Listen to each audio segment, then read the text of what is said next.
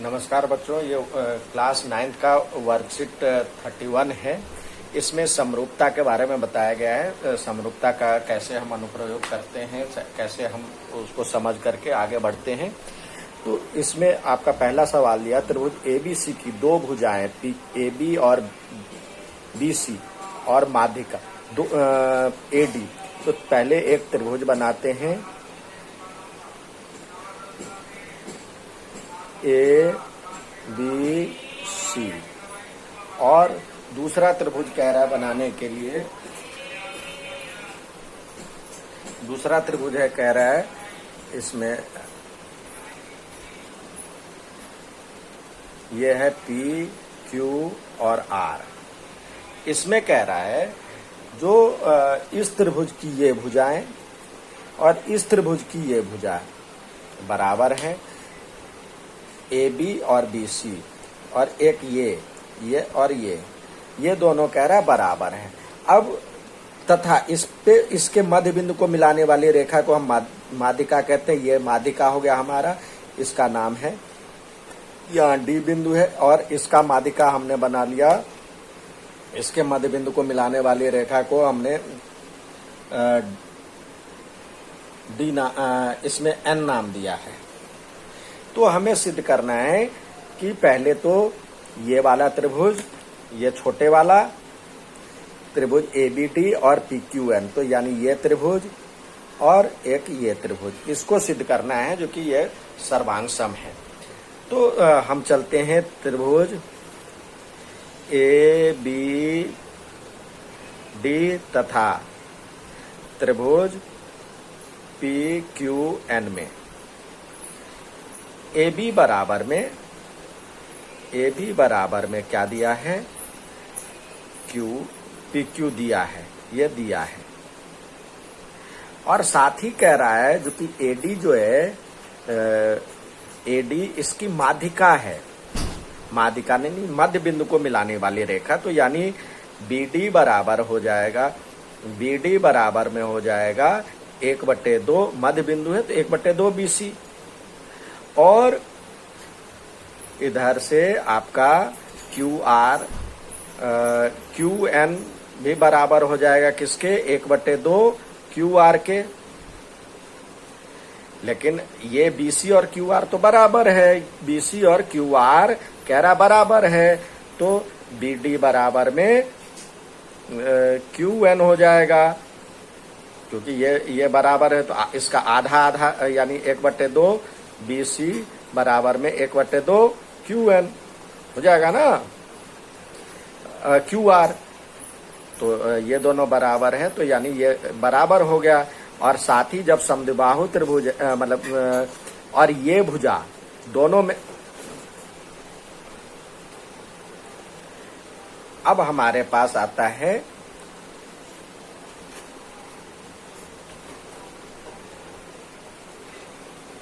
अब तीसरी भुजा आती है एडी और पीएन।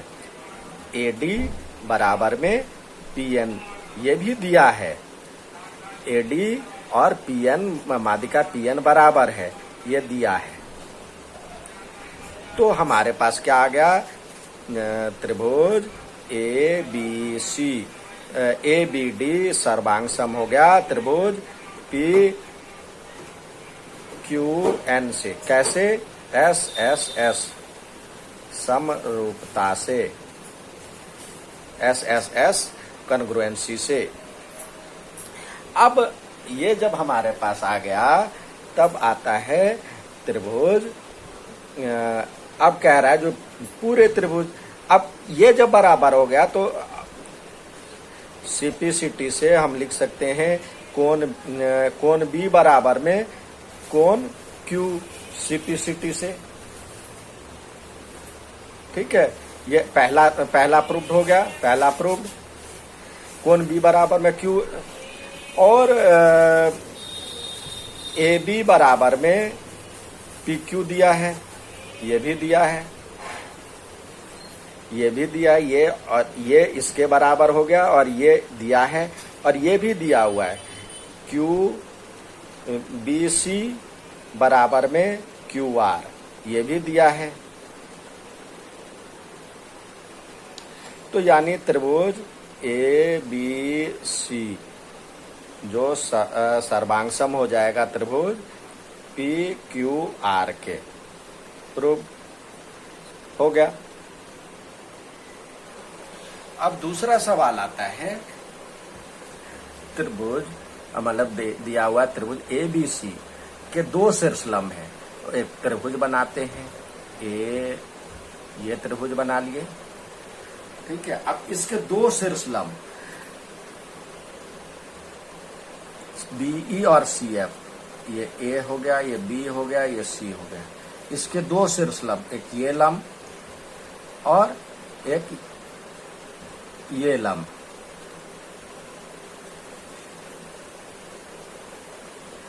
बी ई है और सी एफ है। तो कह रहा है जो बराबर है, दो शीर्षलंब है और दोनों बराबर दिया हुआ है। दोनों शीर्षलंब, ये यहाँ पे प्रश्न में बराबर दिया हुआ है, दो शीर्षलंब बराबर है। तो हमें सिद्ध करना है ये समबाहु त्रिभुज है, समद्विबाहु त्रिभुज है, यानी आइसोसेलेस ट्रायंगल है। तो हम देखते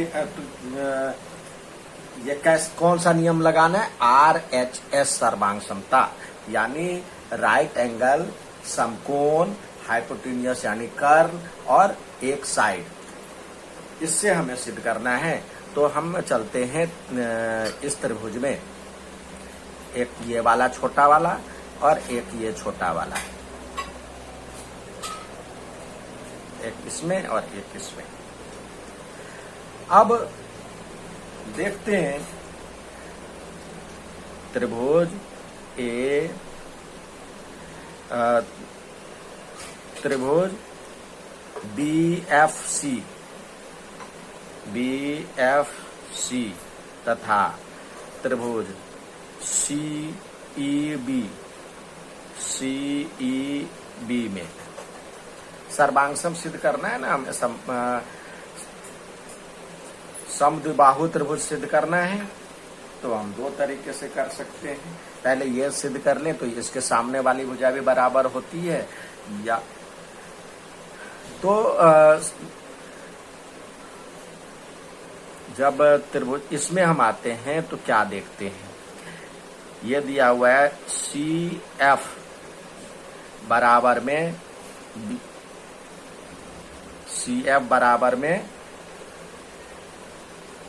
CBE, यहाँ पे दिया BE और CF बराबर है, दिया है गिवन, ठीक है। अब कह रहा है ये राइट एंगल है, एंगल F इस त्रिभुज के लिए एंगल F बराबर में इस त्रिभुज के लिए एंगल E बराबर में 90 डिग्री, और BC दोनों में कॉमन है, BC बराबर में BC, ये दोनों में उभयनिष्ठ है, कॉमन है। तो क्या देखते हैं, ये राइट एंगल और उसके सामने वाला भुजा कर्ण होता है, राइट एंगल उसके सामने वाली भुजा कर्ण होती है, और एक भुजा। तो त्रिभुज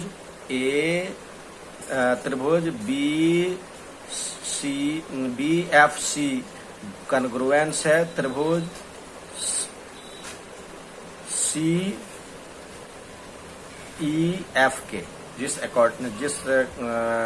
क्रम में यहाँ पे लिखा है, जिस क्रम में यहाँ पे लिखा है उसी क्रम में यहाँ पे भी लिखा होना चाहिए, CEB के। कैसे, RHS सर्वांग समता से। अब हम देखते हैं ये कन्ग्रुएंस हो गया, तो ये कोण CPCT से ये कोण बराबर है ये कोण, तो इसके CPCT से कोण B बराबर में कोण C। अब हम जानते हैं जो कि जब बराबर कोण के सम्मुख भुजा बराबर होती है, तो ये CPCT से आया, CPCT से। अब बराबर कोण के सम्मुख भुजा बराबर होती है, यानी ए बी बराबर में ए सी, ए बी बराबर में ए सी, क्योंकि बराबर समान भुजाओं के सम्मुख कोण समान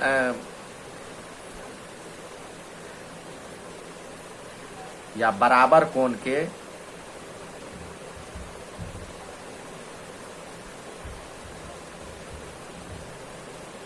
की सम्मुख भुजा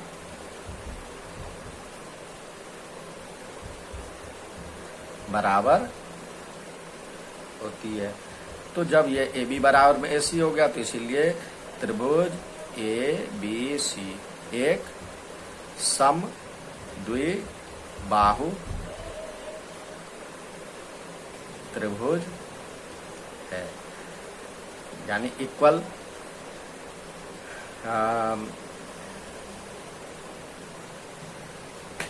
ये दोनों हो गया आइसोसेलेस ट्रायंगल हो गया, ये हमारा प्रूफ हो गया। ठीक है, अब आता है हमारा तीसरा सवाल। अब जो आपको करने के लिए ये सवाल आपको करने के लिए दिया है, एक एडी एक समद्विबाहु त्रिभुज एबीसी की एक शीर्ष लंब है, जिसमें तो समद्विबाहु एक त्रिभुज बनाते हैं जो समद्विबाहु त्रिभुज है, यानी ये भुजा इसके बराबर है, और इस पे एक एडी लंब डाला ए बी सी। अब कह रहा है जो कि ये हमें सिद्ध करना है जो दो बराबर भागों में बांटता है, यानी ये और ये बराबर है, और ये शीर्ष लंब है।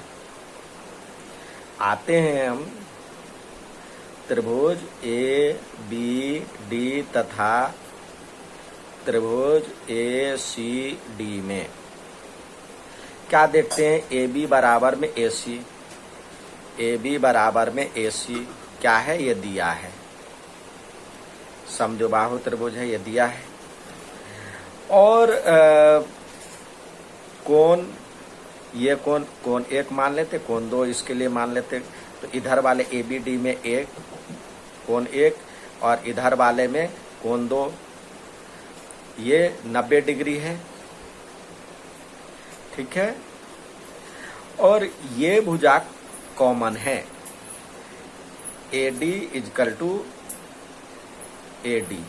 तो क्या हुआ, ये बराबर मतलब समकोण के 90 डिग्री के सम्मुख भुजा क्या होगा, कर्ण होगा, सबसे बड़ी भुजा होगा, तो ये कर्ण है, ये भी कर्ण है, तो इसके लिए ये कर्ण और ये कर्ण बराबर है, हाइपोटेन्यूस बराबर है, ये राइट एंगल है, ये राइट एंगल है, और एक ये साइड कॉमन है, तो ये त्रिभुज ट्रायंगल ए बी डी जो होगा त्रिभुज ये कॉमन है, यानी उभयनिष्ठ है, कॉमन है। तो त्रिभुज ए बी डी जो है ए बी डी त्रिभुज ए डी सी के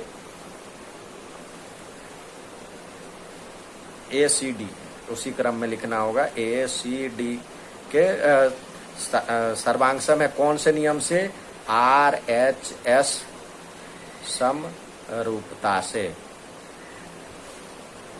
ठीक है, तो आपका ये सर्वांग सम हो गया। अब तो कोण बी तो सीपीसीटी से बी डी सिद्ध करना है, जो कि ये दो भागों में बांटता है या समद्विभाजित करता है, तो यानी बी डी बराबर में डी, बी डी बराबर में सी डी। तो हो गया ये, तो ए डी रेखाखंड दो बराबर भागों में बांट दिया, ए सी को बी सी को दो बराबर भागों में बांटता है या समद्विभाजित करता, हो गया। यही तो प्रूव करना था। कुछ बच्चे इसमें देखो एक ही नियम से नहीं बन सकता, कोई नियम नहीं दिया हुआ है, आप चाहे तो कोई दूसरा नियम भी लगा सकते। अब कुछ बच्चे जो है जब समद्विबाहु त्रिभुज है तो ये कोण बराबर है, ठीक है। अब जब दो कोण बराबर हो गया तो तीसरा एंगल सम प्रॉपर्टी से ये निकल सकता है, ये भी बराबर हो जाएगा, और ये ये कोण इसके बराबर, ये इसके बराबर है, और ये इसके बराबर है। तो एस ए एस से भी हो सकता है, कोई जरूरी नहीं है एक ही नियम, कोई दूसरे नियम से भी बना सकता है। ठीक है, आपके पास आना चाहिए, आपको आना चाहिए, समझ में आना चाहिए। अब आते हैं अगला सवाल। इसमें दिया हुआ त्रिभुज ABC, बनाते हैं एक ABC।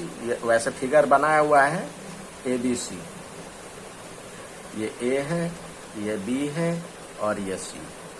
कह रहा है तू, और DBC, इसी में DBC, तो और क्या कह रहा है, BC आधार पर, तो BDC इधर भी बन सकता है, इधर भी बन सकता है, लेकिन और भी दिया हुआ है A और D भुजा BC के एक ही ओर स्थित है, यानी ऊपर की भुजा के, या तो ऊपर होगा या नीचे होगा, एक ही ओर होगा।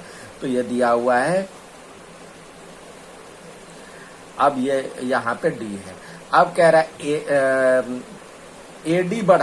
AD को मिलाया, पहले इसको मिला करके इसको आगे बढ़ाया, तो उसको N पर P बिंदु पर काटता है।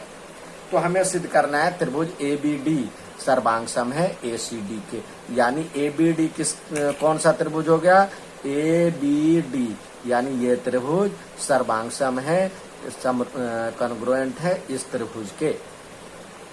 तो हम सीधे चलते हैं त्रिभुज ABD तथा त्रिभुज ACD में। आपको दिया हुआ समद्विबाहु त्रिभुज है, तो यानी ये इसके बराबर है, ये भुजा इसके बराबर है, और ये भुजा इसके बराबर है। ठीक है, तो त्रिभुज AB इक्वल टू AC, ये समद्विबाहु त्रिभुज है, तो गिवन है, दिया है, या लिख सकते हैं, जो कि ABC समद्विबाहु त्रिभुज है। और BD इक्वल टू CD, ये भी दिया है, यानी त्रिभुज BDC जो है समद्विबाहु त्रिभुज है, तो ये दिया है। अब आते हैं ये AD equal to AD, common है, उभयनिष्ठ है। तो क्या देखते हैं हम, तो ये त्रिभुज क्या हो गया, त्रिभुज ABD सर्वांग सम है त्रिभुज ACD के। यही तो सिद्ध करना था, प्रूव्ड। कुछ बच्चे, जरूरी नहीं है जो कि इस और भी नियम हो सकता है। अब जब देखिए, आपके दिमाग में एक नियम अप्लाई ना करे तो दूसरा नियम भी अप्लाई कर सकते हैं। अब हम यहीं पे सिद्ध करते हैं, जब ये समद्विबाहु है तो ये कोण इसके बराबर है, और ये समद्विबाहु है। एक जरूरी नहीं है कि एक ही नियम हो, दूसरे नियम से भी बना सकते। एक ये नियम है, यहाँ से ये समद्विबाहु तो ये बराबर होगा, और इसके ये बराबर होगा। तो इस दोनों में से इसको मान लीजिए, जो कि 1 2 करके घटा करके, तो ये कोण इसके बराबर हो जाएगा ना। अब ये इसके बराबर है, ये भुजा इसके बराबर में, ये भुजा इसके बराबर में, तो भी कॉन्ग्रुएंट हो जाएगा। कई नियम हो सकते हैं। ठीक है, 2 नियम से आपको दिखा दिए। धन्यवाद बच्चों, अब इसको सॉल्व करके जल्दी से भेजिए। धन्यवाद।